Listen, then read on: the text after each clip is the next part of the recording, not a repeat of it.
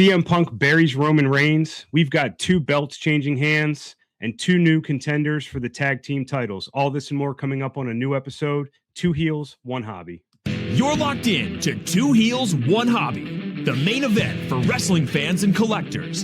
Headlines, heat, and high-end cards, hosted by Beer and the Grinch. This is the main event.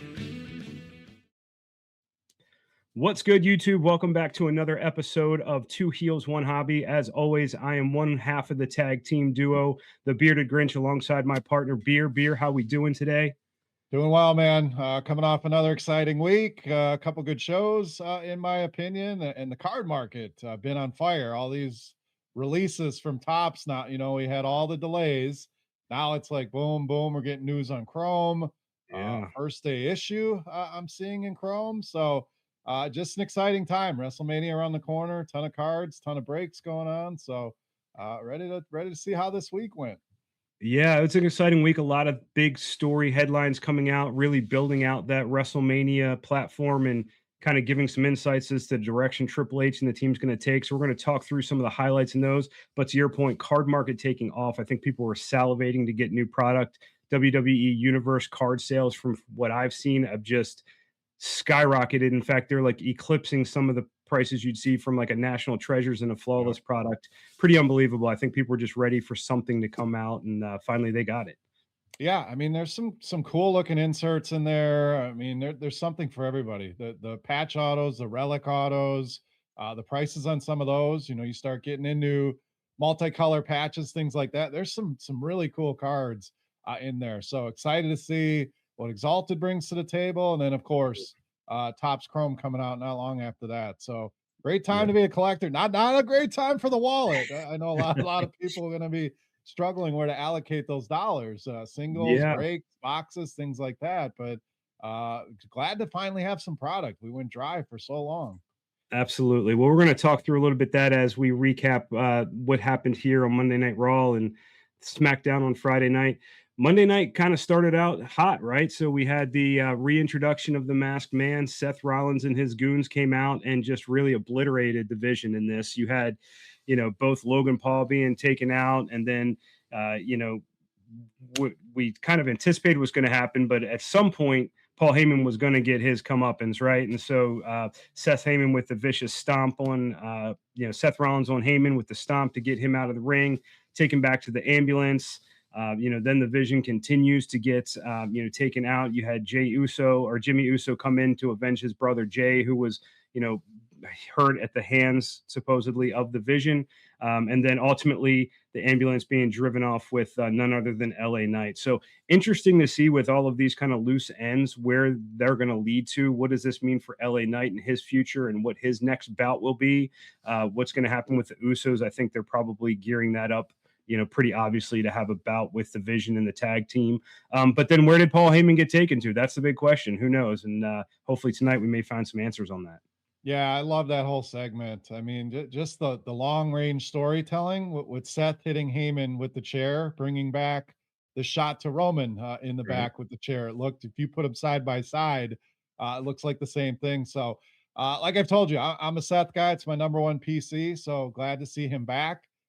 There's always a period of time when a guy's away from TV, and we can bring up some names. Braun Breaker right now really stands out, that you can get some values. It's kind of out of sight, out of mind for a lot of people. And that's what I found with Seth recently, digging in, and we knew he was coming back, but it was a great buying opportunity. And then immediately he's back, I noticed the prices starting to tick back up. So it's something to keep in mind. When a guy or gal is away from TV for quite some time, you can scoop in and really find some deals. So Braun Breaker, Bronson Reed, names like that. But yeah, all in all, I thought it was a good segment.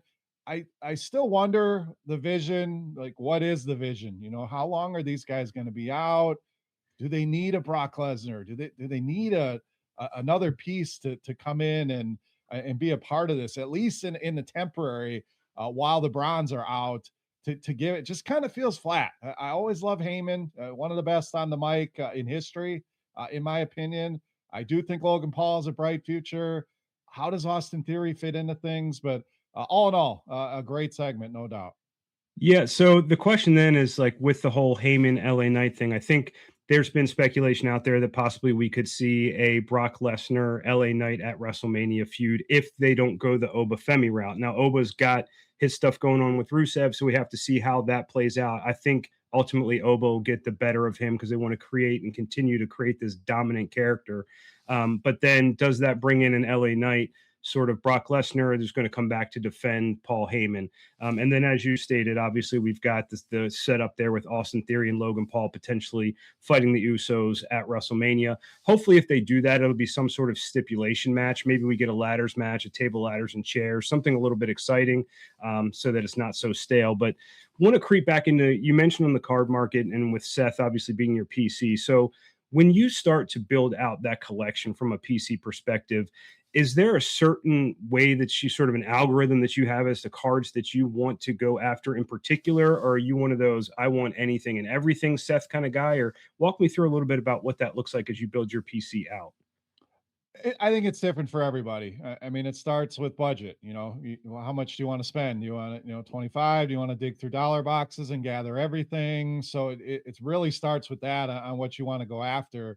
For me, it's a couple of things. It's mostly lower numbered stuff, out of 25, out of tens, things like that, that are just going to dry up. And we're seeing it right with the Panini stuff. Right. I mean, it's harder and harder to find Prism, Select, anything under 10. The Prism Golds are absolutely through the roof. And honestly, I think that's going to start bleeding into the other, they're not as desirable, the gold waves, things like that. But as the true golds dry up, where is that going to lead people? It's gonna be like, Sure. well, these are pretty cool. These are the same number. They're not as cool. Gold is the standard, but it's going to lead people into the more of those kind of cards. So that's generally what I chase. Autos, lower number autos, golds, 25s, 10s, lowers.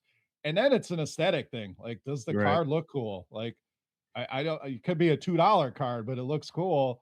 I want it. So mostly, as you grow a PC, and anyone that's done this knows, you probably start off getting everything, then you narrow it down a little bit, and then you really narrow in on, okay, and I have a list now. Here's the cards that I am really after that are tougher to find. And for me, it's the hunt. It has always been the thrill in collecting is going out to shows, Yeah. going online, going on eBay, going on whatnot, and finding one of these cards that you just haven't found. In fact, I've been after a Seth impeccable debut for forever. Stumble into this random whatnot stream, and the guy's got one. So I ended up closing a deal on that, and finally added that to the PC, which I was happy about. But there's a million different ways to attack it. I think the most important thing, collect what you love. There's not going Absolutely. to, I'm not going to be able to tell you this is the way to do it. This is the way that I do it. And then you're going to have the things that you're after. But what do you like? What do you enjoy? What makes you happy? Whether it's for a PC, some are investment cards that we know likely are going to continue to trend up as they get harder to find.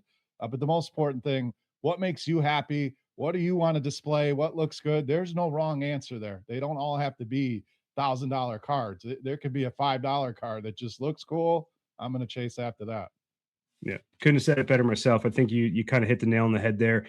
Collecting is not a one size fits all hobby. You've got to go about the way in which you want to collect, and there's all these different facets that factor into it. Whether it's your budget, whether it's the aesthetics, whether you just have some people are just tops people, some people are panini people, and so you've got those affiliations. And so at the end of the day, as you said, sort of collect what you like. One person that we're starting to see a real surge in from a collection standpoint is our newly crowned Intercontinental Champion. Not sure too many people saw this coming. I think they were waiting for maybe the Dominic Mysterio Finn Yeah. Balor WrestleMania bout with the return of the Demon to come back and take the belt. Really happy to see Penta take advantage of the opportunity here, get the belt. I think it helped to create a little bit more on the storyline with Finn not being willing to take that hammer from JD and give it to Dom to cheat to retain his belt. I think that just puts another crack in the relationship there that they're going to be able to build the story upon. But this is a guy who collectors have really started to latch onto. They see the potential that he has within the industry and what he's already done. And I think that's something that a lot of people don't realize. We can get very siloed in just WWE world and not realize what all of these other people have done in the other industries. And, with the luchador fighting in the Mexican circuits, and then, going through the AEWs of the world and the NXTs. And, some of these wrestlers, before they even become household names in WWE, have been in the industry for, 10, 15 plus years. And so really good to see him come on. If you'll notice, he's not in every set. So from a collecting standpoint, you may not be able to grab his flawless because you didn't have, Penta flawless cards. So his things like those Cactus Jack cards then become that more appealing. And now you're starting to see in the universe side of things, his prices start to tick up. So thoughts on Penta? Yeah, it was great that he finally, got a title. I mean, they brought him in with so much fanfare, and he really started out hot. And you're like, okay, they're doing this right. And then typical WWE, right? Like they bring these guys in and it's great for a few weeks and then it just kind of gets flat or they disappear or things like that. So was really glad to see him finally get it. I'm a big fan. He just has such a good look. His skills in the ring are phenomenal. The march to the ring, everything about him. He's just got the right package. And we bashed on the Danhausen thing, and I want to get your thoughts here because we got to tie this in. I like what they've done with him so far, and I think that this is the role. It's comedy relief. We'll see what they do with him in the ring, but I think they've used them well. And the curse on Dom, and there he goes, and he loses. So I think so far so good with Danhausen, but Penta, you're right. Always a guy, not one of my main PCs, but a guy I definitely want some cards in the collection for sure. I think he's got a ton of upside, and sky's the limit. Is he ever going to be a main event player going after the World Heavyweight Championship? I don't know that he ever gets to that, but we need guys at all these different levels. I think he's going to be a great champion. Now it's, we both thought Dom Finn at WrestleMania for the IC title. Maybe it comes a three-way. Maybe they make it one of those bigger ladder matches potentially for the IC title. I think there's a lot of directions they can go, but great to see it. I think he's going to be a good champion, and card market, his stuff's going to continue to go up. So it's a good time to buy now before it gets too high. Yeah. And to your point, not everybody has to be WWE champion caliber material to make it. Right. Dom is as over, if you want to put it, as anybody, whether it's booing or not, any reaction is a good reaction in wrestling, right? So whether it's boos raining down or whether you're getting cheered, and he gets that, and he's, in that mid card, tier where will he ever be a heavyweight champion? We don't know. We'll see. To touch on the Danhausen thing, you're right. I was very skeptical. I thought the way that they brought him out from the crate was sort of a letdown. I even to his first interaction, backstage with Adam Pearce, I wasn't a big fan because the first thing he did was come out and call him Stone Cold Steve Austin. And I was like, why are you going to take, R-Truth stuff from him? Like, that's R-Truth's wheelhouse. But then he pulled out his list of Danhausens and wanting to get into, automatically he's like, I want to be a champion and I want to be in the Hall of Fame. And how are we going to make this happen? And so I think you're right. I think they've kind of found a really good place for him. If they continue to do that, I don't think they have to rush him in the ring at all. Nope. And we'll talk about this a little bit more because I think they're doing R-Truth almost a disservice with what they're doing with him now, but I'll touch on that when we get into the SmackDown review. But yeah, I like what they did with Danhausen. And then really the culmination real quick, his merchandise is selling like crazy. So, from a business sense, WWE can sit back and say, yes, this wasn't whatever the reaction was when he came out. This is the top selling t-shirt. Now, does that last? Probably not. It's what's new, what's shiny, but what's bringing in dollars. So like we said, I think they're doing well with him. I hope they don't do too much, which sometimes they try to push it too much, like an appearance here and there. I think so far so good. Yeah, he can have that cult, kind of following, which I think is good. And you always have those wrestlers throughout the years. And then the big thing on Raw, obviously, it culminated in the face down between CM Punk and Roman Reigns. I've heard differing stories about who's gotten the better of the two in this. Obviously, the elephant in the room was the big comment by CM Punk at the end saying that he's going to bury Roman Reigns next to his dad. And for the first time, you saw almost a vulnerable, dejected Roman Reigns leaving the ring with not a whole lot to say. Obviously, I think we who follow wrestling long enough know that this had to have been okayed by Roman prior, typically, for something like that to come. It's a part of the storyline, but what a great, sort of line to drop to just intensify that hatred between them. I'm looking forward to seeing if we've got a Larry comment in rebuttal coming back from Roman. That's going to be coming, which will really trigger CM Punk. But I thought, all in all, I think the way that they're building this up is pretty good and solid. I think both have had a great opportunity on the mic. And from the card perspective, these are just two. So, like, if you're new into collecting, in sports, you've got sort of what we call blue chip guys that you go after, right? So Tom Brady is going to be one of those people. If you can even afford some lower end stuff, that he's never going to be a bad purchase. It's going to maintain, if not increase, year over year. Michael Jordan, LeBron James, you've got those people. Messi, you can go into any sport. These are blue chip wrestlers. These are wrestlers that you can get. You can feel confident that if you hold on to them long term, they're not going to decrease in value. You're going to see, exponential increases as they, number one, retire. You get a bump.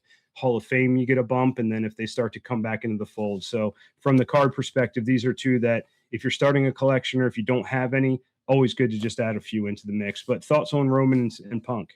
I thought it was great. I think when you blur the lines of, was this scripted, was this not scripted, and that kind of fit this bill, to me, that's the best part of wrestling. I mean, think back to the NWO and all the things that they did. You're like, man, is this real? Is this really a takeover? And, we know the majority of it is scripted, but that felt like, and you see some reports that some of this was not scripted. And, you give CM Punk an open mic, and we've seen what can happen. I mean, the old pipe bomb, which posted the other day, you said it changed everything, and just such good skills on the mic. And it's good to see Roman get in there and be able to do some of the, so many years of he can't talk. He needs Heyman. He needs this. And I think he's done a fantastic job of building that character and being in there and not needing an advocate or a wise man. And he can hold his own. But I thought it was a great segment. I am super excited about this match. We're going to get a ton of buildup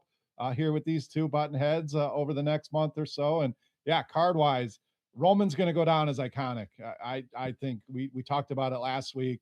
Not only one of the best of this generation, but going to be one of the best of all time when all is said and done. Punk through all of his travels, phenomenal as well. So two definite buys, two definite holds, and you nailed it. I don't see the value for either of these two dipping in any way. And then you get the upside of, does Roman go Hollywood? And he's in these big movies. And now you draw in some of those people like we see with The Rock. I mean, there's people that know The Rock now that, wait, he was a wrestler at one point. Like, yeah, that's where he got to start. So big time arrow pointing up, especially Roman, another PC for me, trying to get as many things as I can. But this was a great promo, a great segment. And excited for this match at WrestleMania. Yeah, I last thing on that, I love when Roman comes out and calls him Phil. Like, you can just tell that little subtle nuance just gets under Punk's skin just a little bit. And so to continually jab at that, it's great to see. So I'm excited to see what comes out tonight. Transitioning over to SmackDown, the 3-hour format, I wasn't really sure if they were going to be able to hold attention through that. I think a little too many television commercials for my liking in between matches and disruption there, but they're keeping the content filling, which is good. A little bit of a letdown out of the gate, though. So we started out with promo between Jade and Rhea, the big, lead up to their WrestleMania match. And here's why I don't like this. And people get on me. I've had one-bar conversations with people that I am not a Jade Cargill believer at the moment. Does that mean I never will be? No, we talked about this last week. I think physically she's got every asset you could want. I think her aesthetic is where it needs to be. But if you noticed when she came out and she's supposed to be getting heel heat, it was dead silent. She got zero reaction from anybody compared to when Rhea comes out and the place just absolutely explodes. I thought, the handshake, I've heard different things as to why that happened. Prior to this, there was a little bit of Instagram beef back and forth where Jade was calling out Rhea, saying that she's in the ear of creative, trying to manipulate storylines and things of that nature.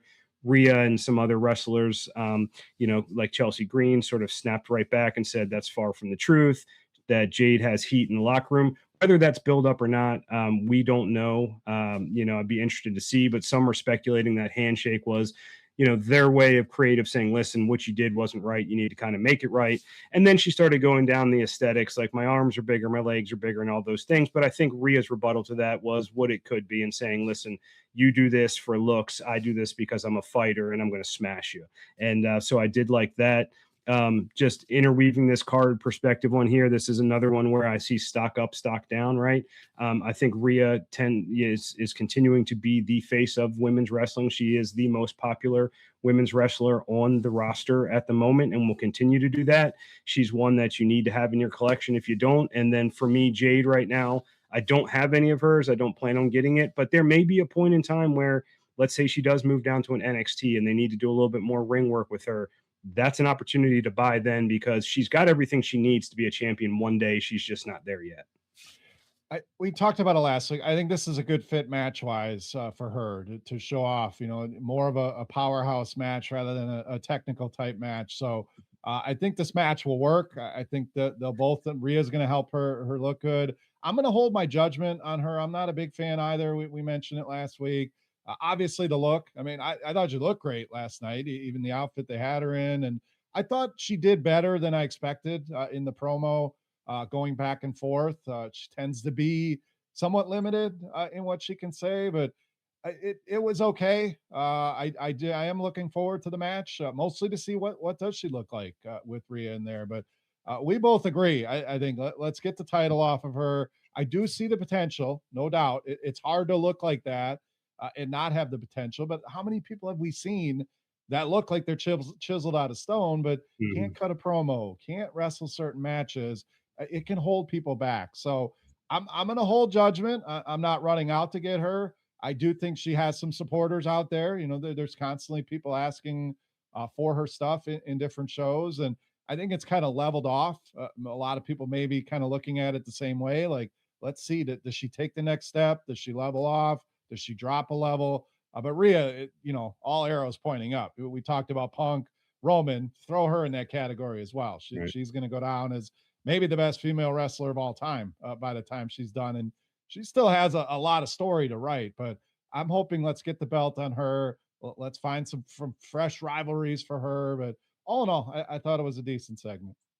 Yeah. So now they transition over to the tag team divisions, both men and women's. We had two number one contenders come out from this that are going to be vying for those championship belts. First, on the women's side, you had Nia Jax and Lash Legend coming out to do their celebration, toasting themselves, interrupted by Alexa Bliss and Charlotte Flair, just reminding them that, hey, the only reason you've got these belts is because you interfered with us and the Kabuki Warriors for us to lose them to begin with. Reigniting that, which then led, Julia and Kiana James to come down to the ring and force this match between Kiana and Julia and Bliss and Charlotte, with Charlotte and Bliss getting the win. So they will at some point face Nia Jax and Lash Legend for those belts. I'm not sure how I feel about this. I'm a huge Charlotte fan. I'm a huge Alexa Bliss fan. I just think I'm ready for this tag team to sort of fizzle at this point. I think there needs to be a turn one way or the other to get them separated. They've had a good run. It did a really good job of getting Charlotte back in good graces with the fans to where she's now in that fan favorite category. But I'm ready to see this over.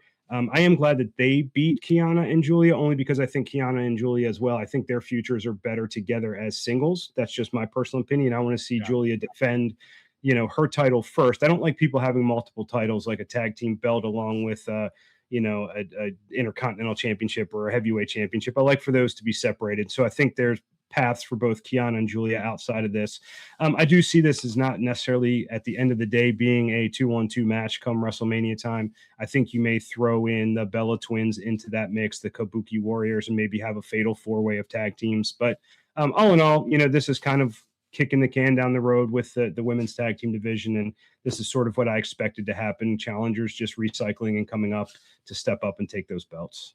All right, a lot to unpack here, so I'll try to keep it brief. But my first thoughts are Alexa and Charlotte. I think something will happen in the match, in this tag team title match, that will cause a divide. One of them causes them to lose for whatever reason, and then you can start to build that tension, that turmoil, where they could go one-on-one at WrestleMania, which would be an awesome match. So that's how I think this is going to be. Lash Legend, I'm not a Nia Jax believer. I give her Mm, credit for shaping her body, but nothing gets me excited about Nia Jax, and it feels like putting Lash with her isn't helping her at all. I mean, maybe I'm wrong there, but even as tag team champions, that feels a little bit flat. Lash, obviously, the size, the look, has everything that you're looking for. We'll see how long that goes. Julia feels like an incredible buy low right now in the card mm, market. I mean, I don't I don't like the way they've been using her. We talked about it last week. Kiana, who they're high on, seems to be the one they really want to push out of the two, and Julia's just kind of there. And coming in, it was Julia and Stephanie Vakir basically at the same kind of trajectory. Like these yeah. two are stars. They're going to be upper echelon, and yes, they put a belt on her, but she rarely defends it.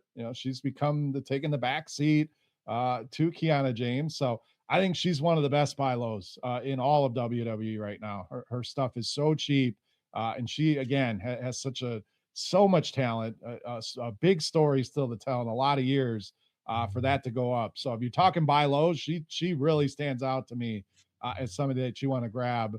And then the last thought, the tag team wrestling in general right now, to me, doesn't pull me in at all. There's No. nothing intriguing in the women's, the men's. There's been some great matches. Los Garza looked great the other night. Did they receive any pop from the crowd? Are they ever going to No. get a push? I mean, the Damian Priest and Truth thing is interesting, but that's what it's become. Let's throw together a Yeah. team just to get some reactions. It just, and I harken back to the days of the British Bulldog, the Hart Foundation, Demolition, like tag team wrestling was everything. And it's just seemed like, and it's not just now. To me, it's been a couple years that it's really been lackluster. There's some great workers, some great teams. I mean, a guy like Nathan Frazier, I would love to see more Nathan Frazier. The guy is athletic as hell, but it just the whole division on both sides to me just really lacking right now. Yeah, I think you're spot on with that. It feels almost like, especially the men's SmackDown tag team belts, are just an afterthought in everything they do. To your point, we have new number one contenders, and the mixed match here between R-Truth and Damian Priest. Obviously, they've got a relationship that goes back all the way to Priest time. With Judgment Day and his support there, and R-Truth was along for that ride in the background. But this is one that just doesn't make a lot of sense to me. This entire just division of the SmackDown men's tag team, I'm not a big fan of. I was a Wyatt Six guy. I still am a believer that they could have or can still be used in a way that would make sense. That just has never happened, It and they are just hasn't. allowing them to flounder. And so to have them lose, which fine, because we don't necessarily need to see them again, but they kept the storyline going with Solo. And so even though they lost and they're not in contention for the belts, they're still there because Solo came in and interfered in the match. And so now you've got to continue that sort of bad blood between them. I don't like where that's going. The only way they salvage this just to make at least an aesthetically pleasing match would be to have a ladder match at WrestleMania with like 6 tag teams in there, Yeah. just beating the crap out of each other. Outside of that, this just does not raise the bar for me at all. And this is what I was alluding to when we were talking about Danhausen. Now, Danhausen's a bit younger, probably a little bit better in the ring than Truth at his age. He's 50 plus right now. I just don't think seeing him in the ring viable for tag team belt is the way to go. I think he's a fan favorite, and that's probably why they did it. I just don't like the move myself. I like him backstage, the way that they sort of use the Miz, where every once in a while you may see him in a match, but the majority of what he does is to elevate those around him. I think that's where R-Truth is at his best. Yeah, I mean, I like the John Cena look. He's got the jean shorts and all the moves, and that's a I like that in the ring. But I agree, that this isn't a guy that should carry a belt for a long time.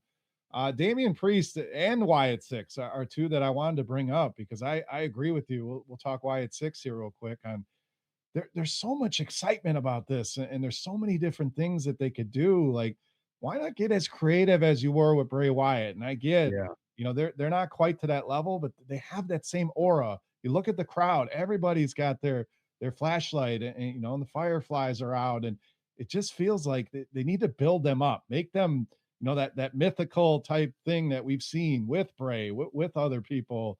But it's, they go out, they lose. Like, okay, you get all Mhm. this hype, and then, they go out and take a pinfall. And those guys are talented. Gacy and, Yeah. Loomis can get some things done in the ring. I'm with you. I'd like to see them do more, build it up more, make them a really strong faction that they just haven't done a good job with. Priest is the other one. They built him up. He's the world heavyweight champion, and it has just been down, down, down, down. So if you're a Damian Priest believer, fantastic buy low right now. His stuff is so cheap. I mean, I'm talking nice autos, low numbered cards. I still think there's more up for Damian Priest coming. We'll see though. Sometimes guys head down and they never make their way back up. But again, if you're a Priest believer, a PC, a great time to buy him right now.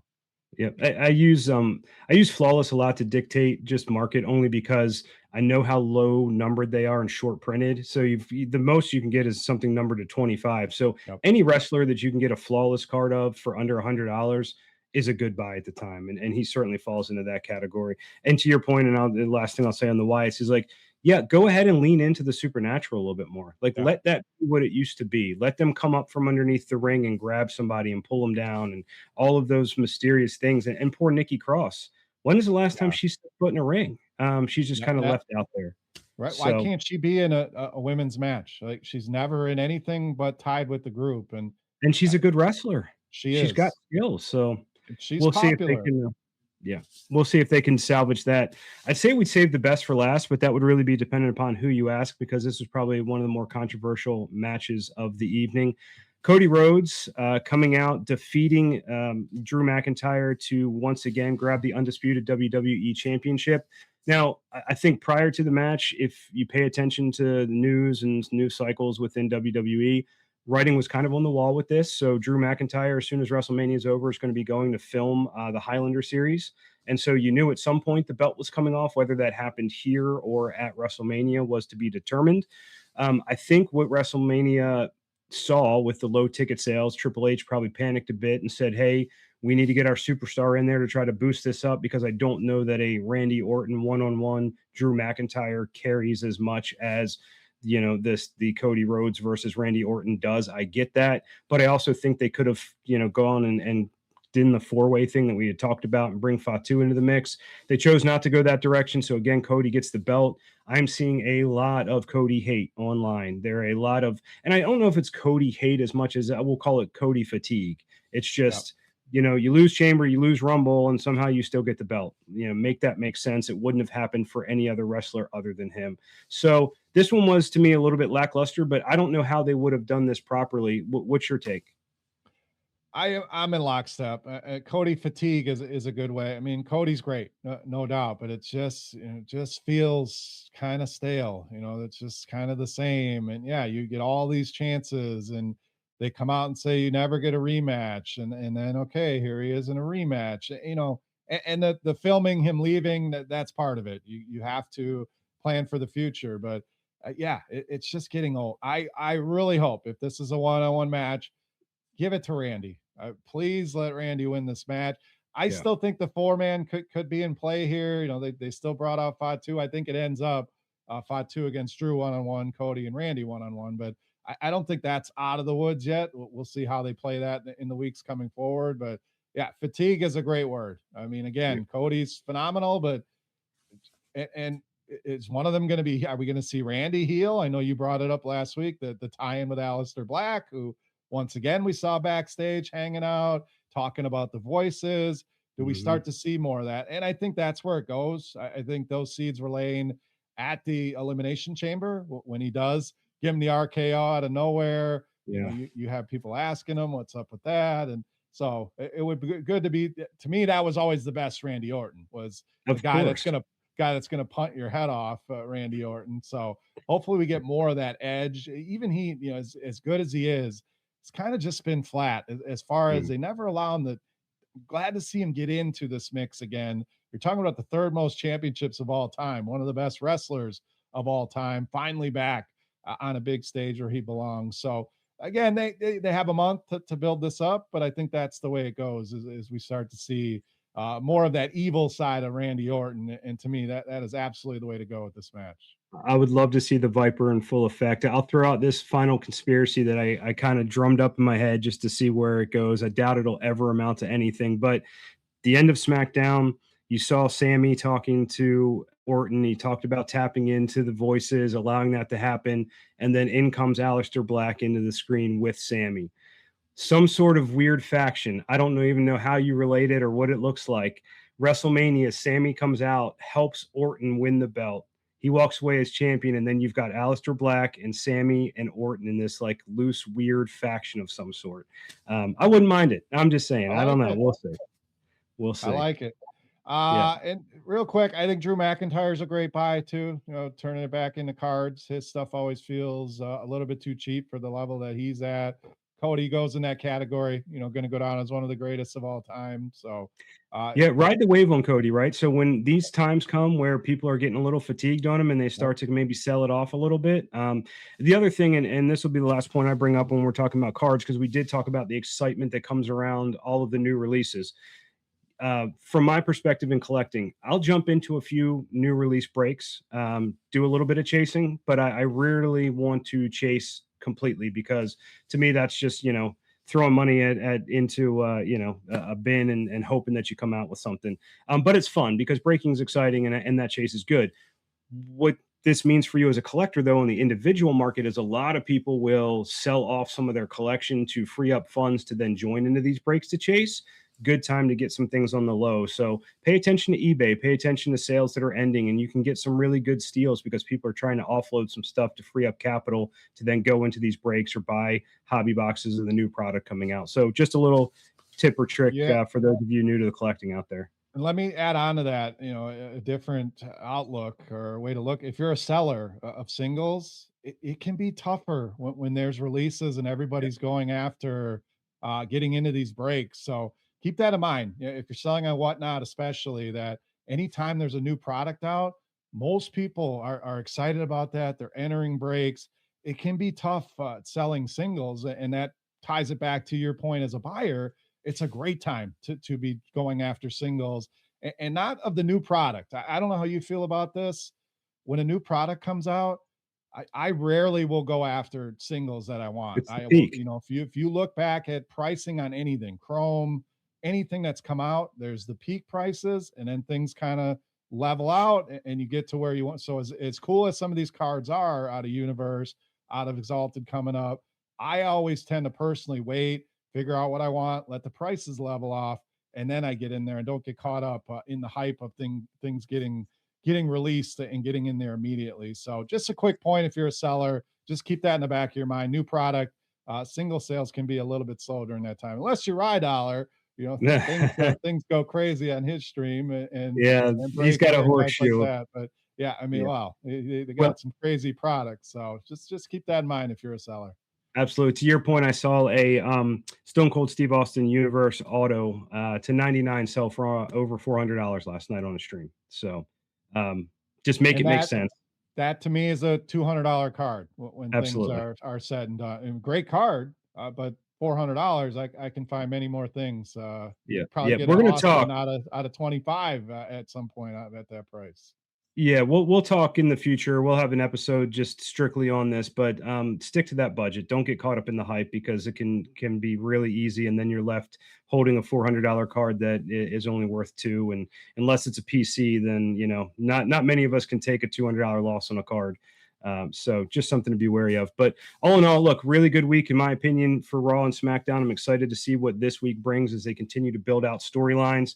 And as always, we're going to be back again next week with another review and incorporate even more of this card talk with some more specific categories and shows dedicated just to cards themselves, because we've heard a lot of interest about people that are new to collecting or just gotten stale in their collecting, looking for some tips and tricks. And we're not experts to say, but we'll give you all the advice that we can. And at the end of the day, it all starts with you, and collect what you love. I think you said it best in the beginning. But another great week, another great episode. I appreciate the time and hanging out as always. Yeah, fun again. Always love talking wrestling cards, and then another week. Let's see what happens tonight on Raw and SmackDown this week, and we'll wrap again next week. Absolutely. Make sure you click the like and the subscribe button. Comment below your thoughts on the show. Anybody that you're interested in seeing where that story arc goes towards WrestleMania, your conspiracy theories, and then any other topics you may have of interest for us in future episodes. Put those in the comment section. We look forward to seeing you next week. As always, 2 Heels, 1 Hobby. We'll see you next time. That's the final bell for 2 Heels, 1 Hobby. Wrestling news, collector heat, and championship talk. Make sure you like, subscribe, and join the movement. Hosted by Beer and the Grinch.